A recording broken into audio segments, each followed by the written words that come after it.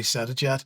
But Mark, let me welcome you to the program, and back staying in the UK for a second. And well, we had a visitor this week, the president of Israel. Indeed. Good day, gentlemen. Yeah, I was putting my other news together, and I got on Chatham House's mailing list recently to make sure I don't miss anything.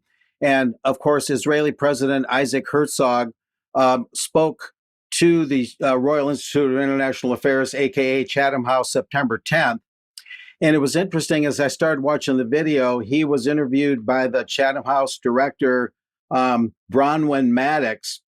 And you normally think of these globalist organizations, and we're rightly suspicious of many of their machinations. You normally think of them as more or less pro-Israel, but as we've seen in other avenues at other think tanks, now Chatham House has taken a little bit more of a questioning approach to the Israeli machine. And this video we're about to show shows that there's considerable skepticism of the Israeli point of view on Gaza and related matters. So let's go ahead and watch this. It's quite revealing. Israel struck Qatar, hoping to kill the Hamas leaders. But they're there with US knowledge and endorsement and are the negotiators for a potential ceasefire. So should we conclude that Israel does not want such a ceasefire? What Israel wants most is to bring back the hostages, and the key to changing the entire vista of the region and the future of the region and getting out of this horrific situation which we've endured for the last 2 years is getting the hostages back home.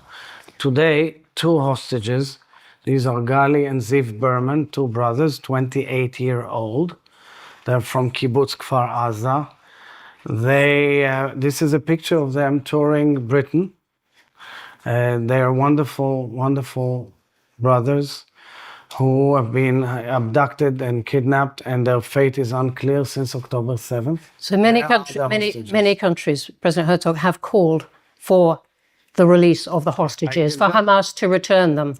But the hostage families seem dismayed by this attack on Qatar, saying that Israel is destroying the negotiations that might have brought a ceasefire. So let's speak about the negotiations to bring back the hostages. Israel has accepted every proposal, and almost for the last year or so, every proposal that was laid down by the mediators. Israel has accepted the whole notion that was led by the United States, including with other parties, meaning the Qataris and the Egyptians. And then we were faced time and time again with either a refusal or endless procrastination by Hamas. For example, in the last few months, you're probably going to ask me also about the humanitarian situation, because As it happens, I am. But I have to answer. Because of the Hamas's feeling that they had the upper hand publicly in their image wall, they decided not to move on any proposal. As you can see, Mr. Herzog was put on the grill pretty well, at least in terms of Chatham House being more aggressive than they normally would be to get some information out of him. Of course, his statements that Israel has been right on top of this, trying to honor all the agreements and that it's blameless are just not believable statements whatsoever. And but it's good to see this coming from the Royal Institute. I also just got this information that Chatham House is continuing an intensified focus on the Israeli-Palestinian conflict with its long-standing Middle East program, as Chatham House is calling it. And it talks about they've hosted Mr. Herzog, and they've hosted Yossi Beilin, Hussam Zamlat, and other relevant Israeli officials, and mainly Israeli officials anyway. And these engagements, they say, at Chatham House reflect our core purpose to support informed debate. And Bronwyn Maddox, the lady that we just saw, is coming out in favor of Palestinian statehood, she's saying, in the official Chatham House statements. So these are some interesting developments. Maybe you guys want to comment from here. But this just happened, and it was very important to get this out there. Thank you, Mark. What are your thoughts? Well, Isaac Herzog is really the chief propagandist of the Israel. They push him out to push all of the crazy stuff. That's basically his job. It's a not a very powerful position in the Israeli political government, but he has been tasked with basically pushing the most crazy stories and propaganda ever since October 7th. So it's no surprise seeing him squirm in his chair there when asked some really basic questions. It was too much for him. But what's Craig Murray been up to?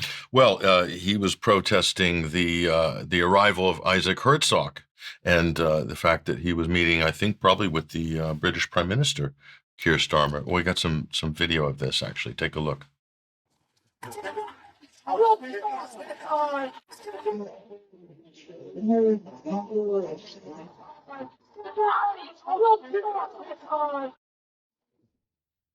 Murray heckling the motorcade of the Israeli president here. And in his own defense, Craig basically comments here, Herzog is in the blue Range Rover. Somebody kindly caught this video of me at Chatham House and put it out on Instagram. I am normally such a mild-mannered person, says Craig Murray. And he is a very mild-mannered gentleman, Craig Murray. So to get Craig out basically haranguing visiting heads of state, I mean, that really takes something, but those are the times we live in.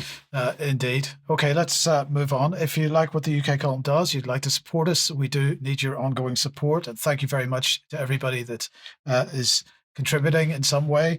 If you would like to help us, there is a link on the front page of the website, which will take you to a page that gives you all the various options for how you can help. If you can't help us financially, please do share our material, because, of course, your help to get around the censorship regime is vital as well. We need to say a massive thank you to everybody who's bought tickets for York, because, of course, that is now sold out. So no more tickets, physical tickets available. Although there might be one comes on, so we'll let you know about that. There might be one new ticket available very, very soon. But if you aren't able to get there physically, then please do consider joining us on the live stream. Those tickets are available now, and it's going to be a fantastic day. You're not going to miss anything if you join us on the live stream. So if you possibly can, please do. Okay, let's move on then.